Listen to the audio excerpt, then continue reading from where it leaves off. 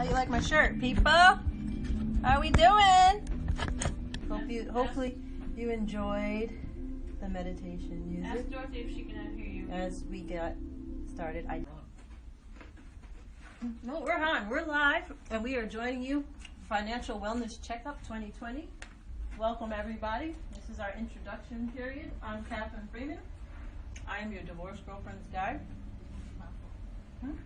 And I am enjoying the little snacks and things that we had for our meet and greet portion of this event. So, for those of you who aren't with us, hopefully you're having a nice snack at home. Thank you for coming out tonight. Again, this is our night. This is ladies' night. And we are here to celebrate ourselves going into 2020. And this is our financial wellness checkup because we need to be in charge of our finances. And that's one thing that I learned along the way becoming a divorcee. That you really have to go the extra mile to be on top of your financial situation. Especially when you start off going through a divorce and things like that. And then trying to get yourself back on track and keep up with things. And not get yourself into desperate situations. Desperate? So I just want to go over some ground rules for tonight before we get underway. Don't talk out. Okay. This is going to be a respectful environment. So for everyone who's here, we want to speak respectfully. Yes, I appreciate that. To one another. We are getting to know one another, and this is a sensitive subject. Talking about our finances, and not a lot of people want to open up to other people about that. So the fact that you're even here tonight and you're wanting to share that information, I thank you for that. So let's all respect one another. Let's give everyone a round of applause for coming out tonight.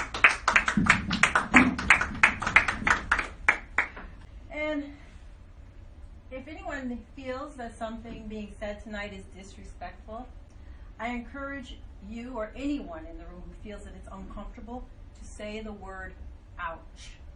Okay? That's our cue word. So I like that. If it gets uncomfortable, just say ouch. Okay. And we'll redirect the conversation. And that's a way for us to show our respect to one another. Now, we have the agenda. You should have gotten an agenda when you came in. I did. All right? I also encourage you, as we're going through the agenda, to feel free to chime in. That would be respectful, to keep me on track. Because I don't have a watch on, right? The only thing I'm going by is the clock on the computer. And if you saw what my teenager did to this laptop, you would say, how can you even read what time it is? But I do know right now it's 6:19, going on 6:20, so we are definitely on track. So please, just if any of you want to do that, that's fine.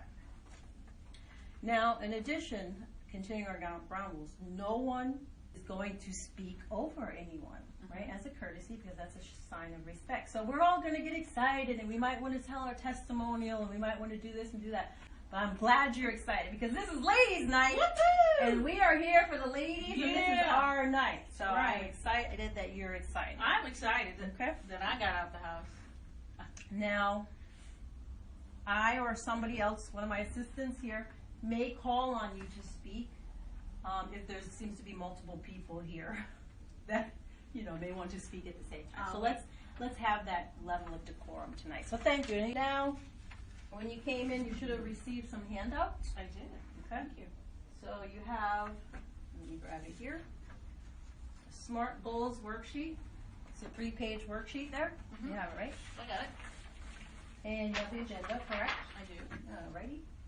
And show of hands, and you can show with the devices just the same, if you have a smartphone with you tonight. I do. Okay, that's good. For those of you who have a smartphone, we're going to encourage you to put an app on your phone tonight when we're working in the budget portion of this meeting. Mm-hmm. So have that ready. For those of you who don't have a smartphone or you don't feel comfortable tonight putting an app on your phone, I do have a budget worksheet, and I do have a website that I can refer you to when we get into the budget section of tonight's session. Okay. Because this is a workshop.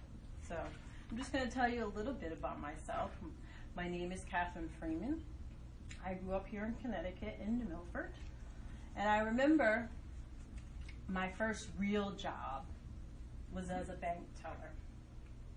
It was the summer of 1989, and I was 15 years old. And I had gone through basically that whole summer. And by that time, my sister, I believe, had moved out of town. So the babysitting money had dried up. Because my first job was babysitting my nephew, Terrence. He's like 36 now. Oops, I'm telling my age. You're 10 years older than him. So I was so happy when I had that first job, though, I have to tell you. When she gave me that first $10 for babysitting my little nephew, I was like, I get paid for this? Ooh. And she was living in Torrington around that time. And she took me out to the store. And I remember I saw this Jordache wallet. Oh, gee.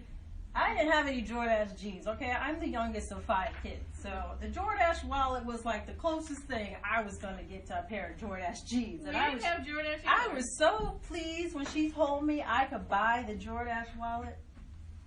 Tan, fold it open, you put a checkbook in it. Yeah, I was thinking about checkbooks when I was 10 years old, 11 years old. I was going back to 1985. I sure was. And I got that wallet, and I went to 6th grade class with my $10 in my wallet, and I was so proud. I was working. I had money in my Jordache wallet. Nobody could tell me nothing. And you know what? If I hadn't moved so many times, because, you know, I'm a real estate entrepreneur now, I can show you that wallet today because I still have it. Matter of fact, I used it all the way up through college. So something just beeped, so bear with me for 1 second. I think we're good. Don't worry about that. All right, something beeped. But anyway, going back to the bank teller days. New viewer. 1989, there I was. The babysitter money had dried up. I'm from this small town, youngest of 5 kids. And there I was. The way we made money then was we collected cans. And we had this basket that sat in the corner of our dining room, and that's where all the cans would pile up. And when they got high enough, I'm pretty sure we walked. I don't even think maybe we got a ride sometime. I don't know. Our mother was working. But it seemed like we walked the cans to the IGA to get our money.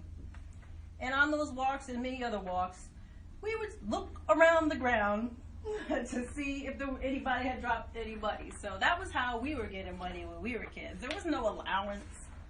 Until this day, I don't believe in giving kids allowance. That's just because of the way I was raised. But when I went in the interview for that bank teller job, it was at the end of the summer after I had scrounged and walked the mile to the convenience store to get something while my mom was at work, probably ramen noodles or whatever it was we could get with the little money we scrapped together. So I was not born with a silver spoon in my mouth. I was born with a wooden spoon. Okay?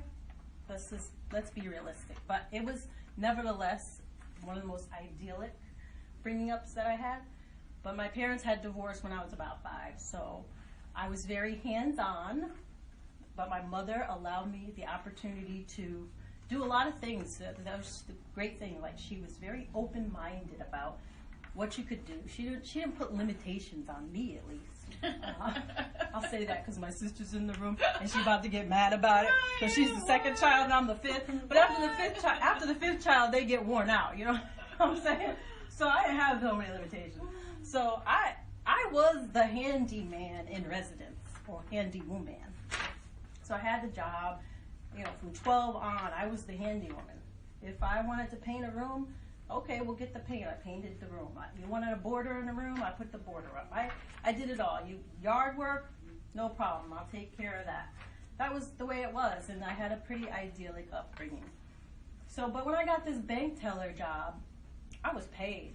And I loved money because growing up like that, board games was a big thing for us, a big family time. It wasn't like now where you just pop a movie in or anything like that. I mean, I remember when Empire Strikes Back came out, and I was sick. It was around Christmas time, and everybody was leaving to go to Danbury to go see Empire Strikes Back.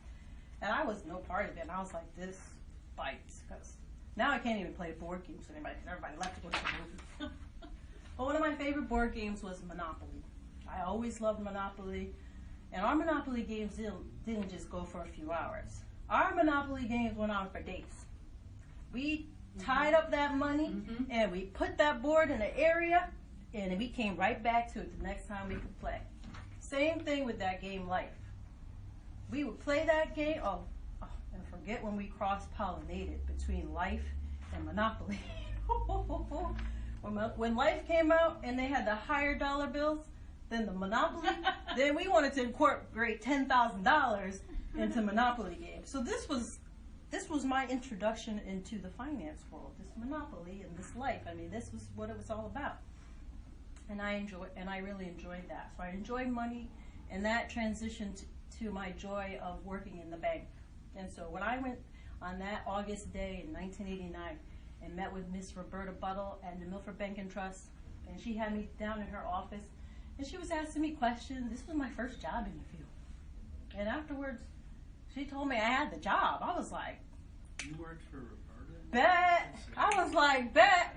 I got a job at the bank. Now, I didn't tell you the other part. See, I'm the fifth child. So, at one point, my mother, my older sister, my second oldest sister, and my third oldest sister, they all worked in fast food. Mm-hmm. At one time, my mom and the two older ones all worked together at this establishment that I won't say because I'm not endorsed by them. And my other sister, she tried to work at that establishment. She only lasted a week, apparently. She did. So she went to the other fast food establishment. She went across the street. But I wasn't about that life because from 5 years old, they had me sitting in the back watching the characters, because I'm not going to talk about what the name of the establishment was. But I had to watch the character videos, me and my brother, because I have a brother too. They'd have us back there.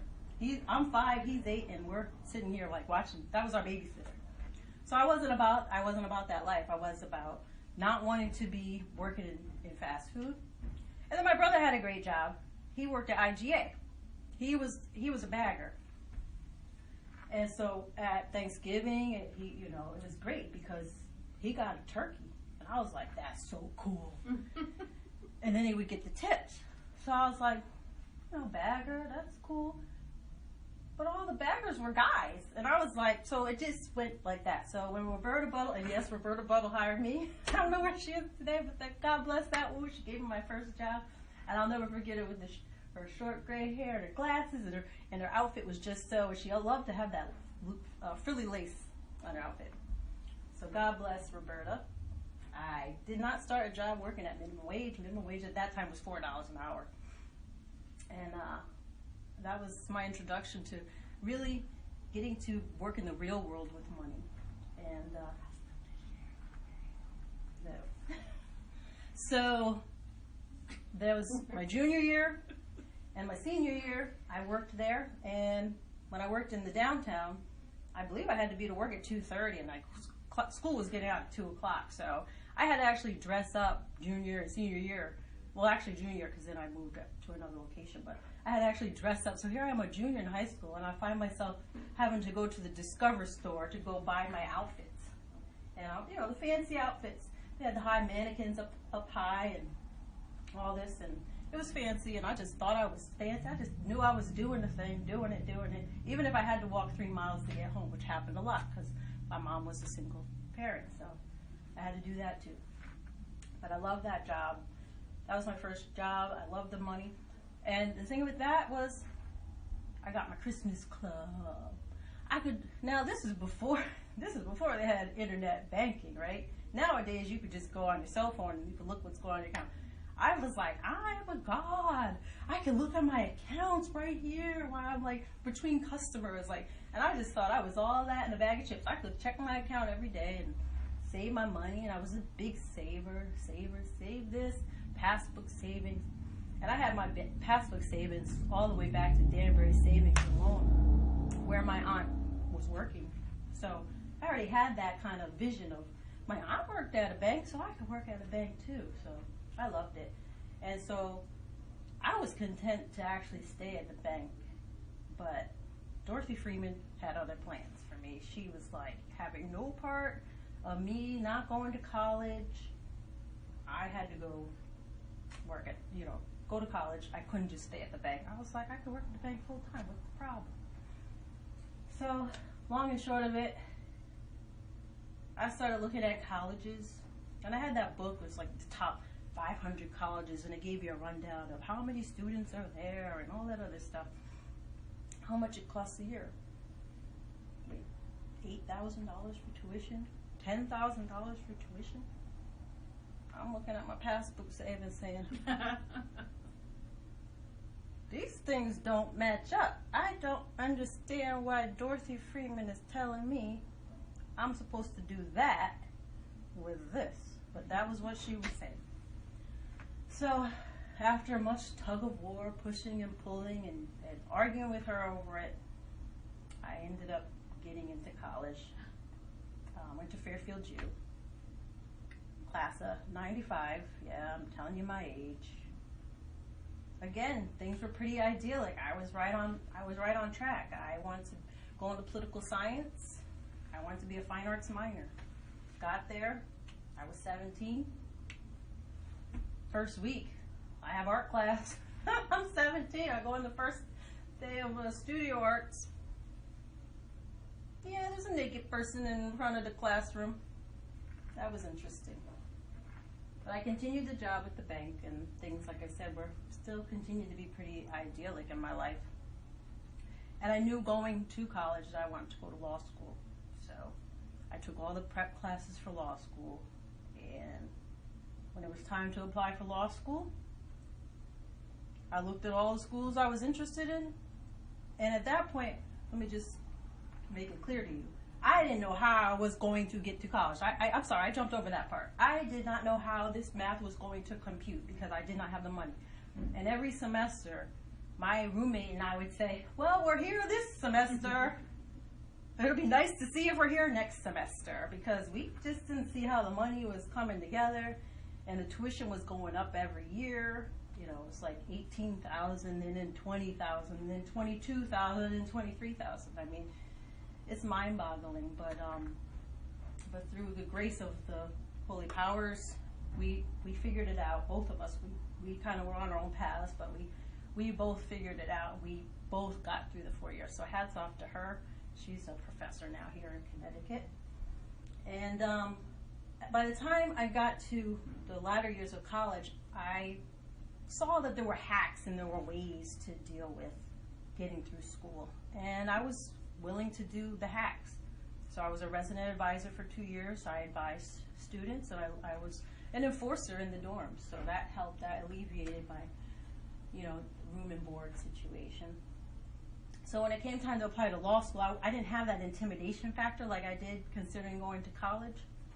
And so I just applied to like 12 or 13 schools. And I remember putting the chart up on the wall in my dorm room, on my closet, and I just had each of the schools listed, and it said like the date of which I should be seeing a response, how much it was going to be, and then I had a line item of how much I was going to get for scholarship money.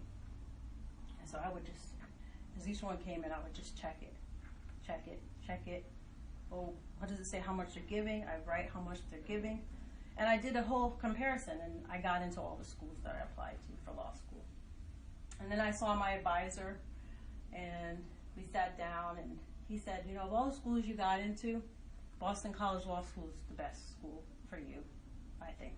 And I really took to heart what Professor Katz had to say, because he was just that type of person, so endearing, just full of wisdom. And it didn't hurt that his wife was in the art department. So my political science professor advisor was there, and his wife was in the art department. So I kind of had the best of both worlds. Husband and wife were kind of my counselors, and those were my two majors. So I settled on Boston College Law School, and that trajectory of my life was just going great. Everything was going great. Money was still tight. Money was still an issue. And I'm not going to cover every place that money was an issue, because in every place money was an issue. I was not born with money. I didn't inherit any money. My dad couldn't give me any money. My mom was a hard worker, and my mom supported me as best she could. So I went to law school. Again, got to do the hacks. First year, my setup was decent. I figured I would take a certain amount of loans, and then I was there that first year, and I was glad I went to Boston College Law School, because I said if I went to Fordham, this would be a withdrawal. Because when you're in law school, you feel like if you don't get all A's, you're wasting your money and it's time to go. And at Boston College Law School, you don't find out until you're about 6 months in what your actual grades are. It's not like terms like it's like September to December and you're done. No, they drag you out to February. And then they say, oh, these are your grades. Now you've already started into the next term. So actually, you don't even get the grades until March. And now you're in your next term. That's a serious hustle, I tell you. I had a grant. It didn't cover everything, but my grant was substantial. I had about a $20,000 grant, so it didn't cover everything. So I was like, I remember sitting, that was back when they had computer labs. I remember sitting in there, and I said, one of the guys in the computer lab, because we were all commiserating, I said, let me tell you something. I said, man, if I didn't have this $20,000 scholarship, I will be out of here. I will be out of here. But now, mind you, class ends May, so it's March. So it's like, I'm sticking around. Mm-hmm. So that was that. And then, so, like I said, there's little hacks. And we as divorcees, we know about the little hacks. And we'll probably talk about some of that stuff tonight if you have questions about that. But the hack for me for law school was for the second and third year. And my friends always thought I was crazy, but I speak it to pass. And then now we're talking, it's around 1990, it's 1996. So I had gone to Philadelphia to work that summer. I always knew I wanted to work in the area of helping people, so I worked at Community Legal Services in Philadelphia. Got dropped off down there, didn't even have my car, and just worked every day. My first day there, I went to go see, after work, I went to go see the Liberty Bell, because I had never seen it before. And I was like, how should I grow up in Connecticut and never come to Philadelphia and never see the cracked Liberty Bell? So it was so cool. It was so cool that night going to see that. But in any event, you know, that was a great experience. So when I came back on the train, because I didn't have my car, I left my stuff in Philadelphia, actually, and I had to be back at Boston for some sort of meeting, because I was always in these different groups and this and that, always trying to be engaged. And I remember going back, and I said I was going to, like, room with some friends just for a couple of days, so I figured out what I was going to do next move to try to get my stuff from Philadelphia and where I was going to put it, because I didn't have a place to live. And so I said to those friends, one was going to be a 3L, and I was going to be a 2L, Pam. I said to Pam, I said, you know what? This year I can't pay for an apartment. Because I had the $20,000, but I had to figure out room and board and all this stuff. And I said, no, this year I'm not paying for an apartment. It's just not going to happen. This is not going to happen. Not with me studying and working a little bit. I did pick up work, so I always would try to do moonlighting, waitressing, or something on the side. And I said, no, it's not going to work. And so they said, okay. I remember Pam said, okay, good luck with that one. Now you're in Boston. If anybody, you know Boston today, right, Steve, with the way the real estate market is. I mean, it hasn't gotten you, it's just as bad. I mean, it was bad then, it's bad now. And so I said, no, I'm not doing it. So after my meetings were over, I had something to do with, I don't know, like I said, I was in clubs and all that stuff, and they have like these pre-start of the year meetings and stuff to kind of jolt you up and get you going. So, sure enough, I went to the boards at the main campus, and I was looking, what could I do, roommates, this, blah, blah. And I found a listing that for a family that they were looking for a live-in student to do things around the house. So that's what I did for second and third year law school. So again, pretty idyllic, right? I got myself situated, I was able to finish my education, and I got my law degree in 1998. And at that time, I knew that, again, I wanted to work in legal services. I worked at Boston Legal Services up there while I was a student during the school year, and waitress, of course, on top of that. So it was natural that I would continue working in legal services, helping people, because that's why I had gone to law. So that I could learn the law to help other people know the law. People look like me.